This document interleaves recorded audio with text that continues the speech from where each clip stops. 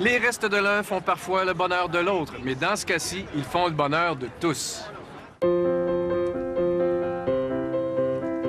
Dominique parcourt la ville à vélo. 3 fois par semaine, elle fait la tournée des cafés afin de ramasser le marc de café, un résidu qu'elle utilise pour la culture de ses champignons. C'est une mycologue urbaine. C'est la passion des champignons. J'aime beaucoup les champignons depuis plus d'une dizaine d'années. J'aime aller les cueillir en forêt, j'aime les manger. Je travaillais dans le milieu de l'agriculture urbaine à Montréal. J'ai entendu parler d'une entreprise à Paris qui faisait de la culture de pleurotes dans la ville à partir de résidus de café. Puis là, j'ai eu un déclic. Salut Mike! Salut Dominique, ça va? Ça va et toi? Oui, pas pire, pas pire. T'as les villes pour nous? Oui. On trouvait que c'était un projet génial. Ça accorde très bien avec les valeurs de Café Bloom. On essaie, dans la mesure de possible, d'être aussi responsable au niveau environnemental. Donc, quand Dominique a expliqué son projet, on était très prêts à partir avec. Et surtout, d'une façon égoïste, comme on crée pas mal des déchets de café, ça allégit un peu les sacs à poubelle pour nous. Donc, c'est très bien. Le marc de café, c'est un super aliment pour les pleurotes. Donc, c'est pas un déchet, c'est une ressource, en fait, qui est vraiment sous-utilisée.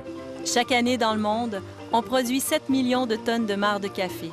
Après Paris, New York, Bruxelles et Rotterdam, c'est maintenant à Montréal qu'on cultive des pleurotes avec ce résidu. Est-ce que c'est une bonne récolte? Oui, c'est une bonne récolte. Les seaux sont lourds.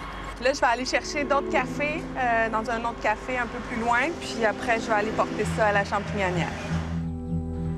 Le quartier Hochelaga-Maisonneuve. C'est là où se trouve la ferme. Ce décor urbain est la cour de la champignonnière. Dans cette zone bétonnée naissent des pleurotes. Quand on parle d'agriculture urbaine, ce qui est rare, ce qui est difficile à trouver, c'est le sol, la terre, tout ça. Donc, de réfléchir à comment, dans le fond, recréer du sol pour pouvoir cultiver en ville. Le sol est recréé. Au marc de café s'ajoutent drèches de bière et bois. On s'assure de la bonne température, puis on mélange la semence du champignon dans des chaudières percées et la magie opère dans les serres. Alors, c'est ici? Oui. Donc, voilà, ici, on en voit à plusieurs stades de développement. Alors, ça pousse comme ça? Oui. Oui, ici, on les voit, sont très petits encore, ils viennent de sortir. Dans moins d'une semaine, là, on va avoir plein de beaux gros bouquets prêts à cueillir. Ça va assez vite, ça va doubler de volume à chaque 24 heures. C'est fragile? Oui. Ils sont fragiles, donc il faut les cueillir délicatement pour pas casser. Là, c'est la marge ici qui est fragile. Pendant que Dominique récolte, Lisiane note et pèse les champignons. Ils sont délicatement déposés dans les boîtes pour la livraison. Oui, c'est la récolte de ce matin. Je prépare les commandes pour nos clients. Donc, en même temps que je fais un petit peu le tri, je les mets de côté. Comme là, j'ai un client qui veut que des petits bouquets, il les cuit par bouquet. Le bouquet est utilisable au complet, vraiment du chapeau jusqu'au nombril. Donc, il n'y a qu'à le déchiqueter comme ça. Une culture qui s'adapte bien à la ville. Fragile et frileux, le pleurote n'aime pas voyager. Cultivé ainsi, il arrive rapidement sur les tables des chefs, du restaurant toqué en passant par le petit extra. Salut les garçons! J'ai essayé de mettre les petits bouquets qui se défont bien, comme demandé. Merci, gros plaisir.